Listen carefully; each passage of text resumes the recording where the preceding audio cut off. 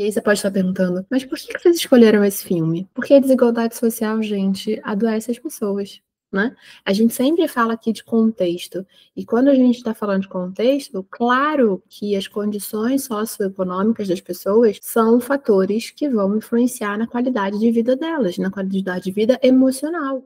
Olá, meu nome é Raquel. Eu sou Emira. Nós somos psicólogas clínicas. E hoje o filme que a gente vai analisar é mais um filme brasileiro chamado Que Horas Ela Volta, com a Regina Casé.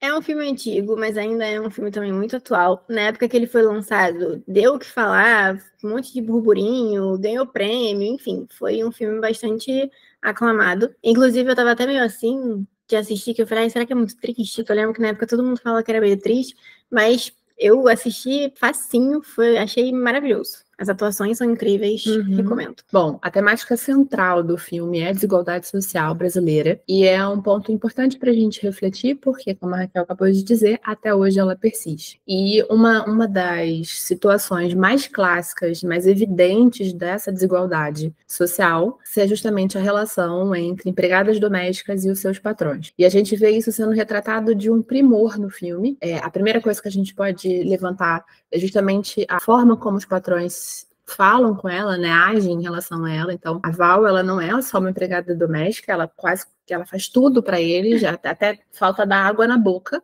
porque eles não levantam para pegar uma água, eles não levantam para se servir. O que eles comem no quarto fica na frente da porta, num pratinho. Ela tem que fazer absolutamente tudo. Claro que isso está muito além do que a gente pode conceber como adequado numa relação de patrão-empregado, né? Passa de todos os limites e desrespeita direitos mesmo dela o tempo todo. Então, eles têm muito aquela concepção também de, não, é claro, você é da família, você pode isso, você pode aquilo, fica à vontade, mas não fique tão à vontade assim. Você não pode comer o mesmo sorvete que eu, você não pode usar a minha piscina, você não pode ter férias, você não pode voltar para sua cidade para visitar a sua família. Você não tem um horário de trabalho, porque você acorda da hora que você trabalha da hora que você acorda até a hora que você vai dormir. Exatamente. Né? Você tem dupla função, porque além de ser empregada doméstica, você é babá do meu filho. Cozinheira. Tudo. Então, é uma fala, né? É uma coisa que sempre foi muito usada, essa ideia de você é da família, mas não para realmente dizer que você é da família, eu me importo com você, eu vou fazer o melhor para você. Não, você é da família, eu espero que você faça o melhor para mim, mas... eu te exploro o máximo possível.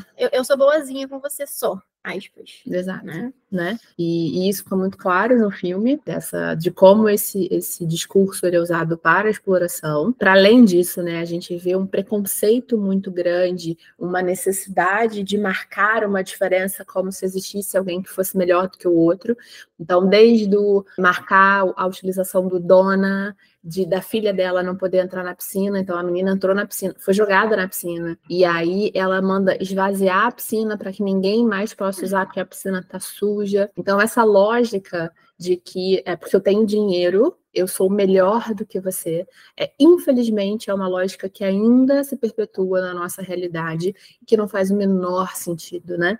Porque as funções que estão ali sendo realizadas pela Val e por várias outras empregadas domésticas são funções essenciais para o funcionamento de uma casa. Então, quem faz aquela função nem de longe é uma pessoa inferior. Pelo contrário, ela está contribuindo para o funcionamento saudável daquele lar, né? Então, esse é o ponto central que a gente tem que pensar do filme. Tem uma outra questão também, que é a terceirização do cuidado parental. Isso. A gente vê uma relação muito diferente do Fabinho com a Val. Então, a cena que mais marcou a gente é a cena que ele não passa, né, no vestibular, e aí a Val vai lá consolá-lo, dá um abraço nele, faz cafuné, faz carinho, e ele chora, né, ele aceita isso, ele fala, e quando a mãe dele entra no quarto, ele se fecha, e aí ela meio que manda a Val embora. Você não pode fazer parte desse momento também, tá? E quando ela fala assim, posso te dar um abraço? Ele não aceita, ele não quer o abraço da mãe dele. Por quê? Porque ele foi criado pela Val. A referência dele de mãe, de cuidadora, de pessoa que se importa, é a Val. Vem cá.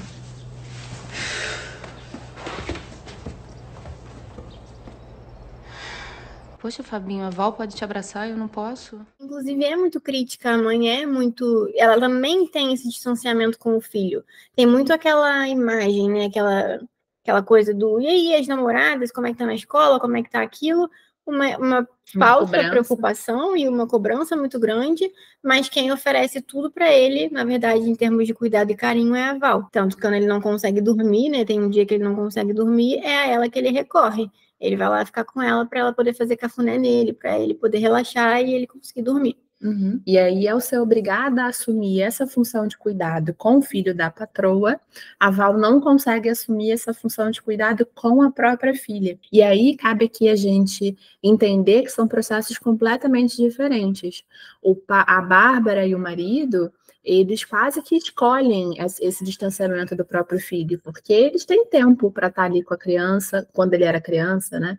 Eles têm tempo para estar ali, eles almoçam juntos, eles jantam juntos, eles têm essa convivência. A Val, justamente pelas questões da desigualdade que a gente falava antes, ela não tem essa escolha. Ela precisa se distanciar da sua filha para garantir que a filha tenha o mínimo, né, os recursos básicos para sobreviver. Ela terceiriza também a parentalidade dela, né, a maternidade dela, mas não do mesmo jeito. Ela terceiriza porque ela é obrigada a fazer isso, uma vez que ela precisa trabalhar para garantir a sobrevivência da própria filha. E aí a gente vê como que isso vai sendo também passado, vai sendo perpetuado. Então, ela deixou a filha dela lá, na cidade delas, para poder ir para São Paulo, tentar conseguir uma vida melhor para a própria filha. E a gente vê que a filha dela vai para São Paulo para fazer vestibular e tudo mais, e também deixou o filho lá, na cidade delas. E aí, quando a Val descobre, é quando ela também decide que ela não quer mais viver isso, né? Ela não quer que isso se repita, ela não quer que a filha passe o que ela passou, porque ela sofreu esses anos todos de não ter contato com a filha. A filha não chamava ela de mãe, a filha ela não tinha essa relação, ela era muito mais mãe do Fabinho do que da filha dela. Exatamente. E aí ela não queria que isso acontecesse com a filha dela e o neto. Ela não queria também não ter contato com o neto, já que ela já não teve com a filha. E isso é muito simbólico, isso é muito significativo. Até porque ela só consegue fazer essa quebra porque a filha dela vai mostrando para ela que também não está mais inserida nesse padrão, nessa dinâmica, patrão é melhor do que empregado. Então, a filha dela já chega na casa também tentando quebrar alguns paradigmas. Não vai, de não dormir no quarto da empregada, de comer o sorvete bom, não comer o sorvete da empregada. Então, tudo oferecido também por interesses ocultos aí do pai, né? Ali da família. Do patrão. Que também é uma coisa que é muito comum, né? Enfim. E aí, voltando para o assunto principal, então ela vai mostrando para a mãe, para Val, que isso pode começar a ser devagarinho quebrado, que eles estão desrespeitando ela, que eles estão, sim, passando dos limites e que eles não têm direito de fazer o que eles fazem com ela. E aí é quando ela consegue meio que, se a gente puder botar algo mais poético aí, ela consegue se libertar, né, das ideias também muito rígidas que ela tinha, de que ela era, assim, inferior e que ela tinha que obedecer a tudo, né, seguir esse padrão. Com aquela cena linda que ela entra na piscina, né? Só para molhar os pezinhos, que ela sempre deixou o menino ali, sempre esteve na piscina, mas nunca pôde entrar. E aí ela se liberta com essa cena linda.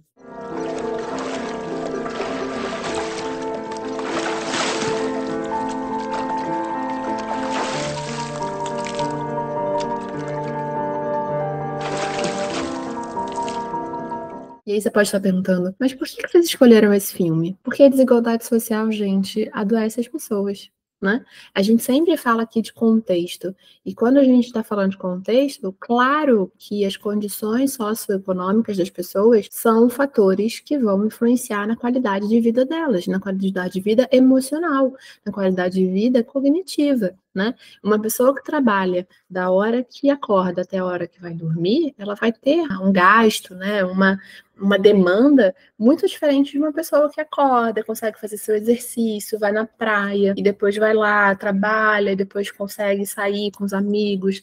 Tem uma qualidade de vida muito diferente nessas duas situações. Então, sim, é extremamente importante que a gente consiga entender que desigualdade social precisa ser uma preocupação de todo mundo. Se você tem como valor de vida uma sociedade mais justa, ou enfim, que as pessoas possam desfrutar de mais saúde, a gente precisa parar para pensar sobre desigualdade social e o quanto ela afeta todas as pessoas envolvidas, né?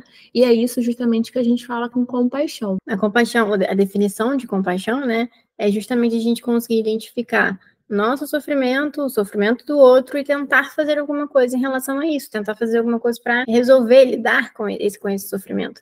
E talvez a gente não possa fazer muitas coisas ali práticas, a gente não pode necessariamente solucionar o problema de cada indivíduo, mas uma das maneiras que a gente tem de intervir é, por exemplo, nas eleições, né, enfim, e por aí vai. E aí a gente entende que a pessoa que está, um exemplo que é válido de dar aqui, né, para vocês entenderem quando a gente diz todo mundo envolvido, é que a pessoa que está passando fome, é óbvio que ela está sofrendo. Ela está sofrendo razões que estão muito claras para todo mundo. E a pessoa que não está passando fome, mas está vendo que tem gente passando fome, ela também pode sofrer por conta disso. Não vai estar sofrendo exatamente pelo mesmo motivo e nem sentindo a mesma coisa.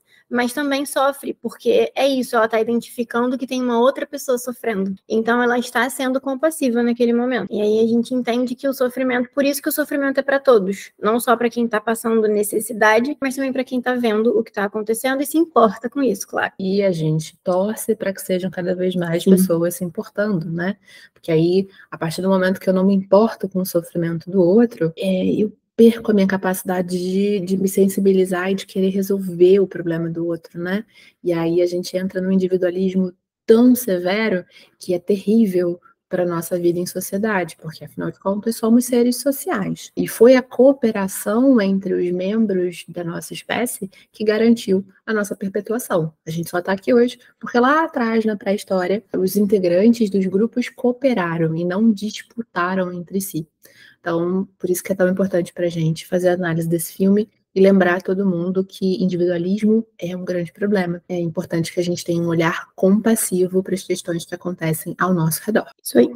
Então, se você já assistiu o filme e viu outras coisas também lá que a gente não comentou aqui, mostra pra gente, diz aqui nos comentários que de repente a gente volta para fazer um outro vídeo, já aconteceu antes. E curte, compartilha. Aquelas coisas de sempre. Tudo.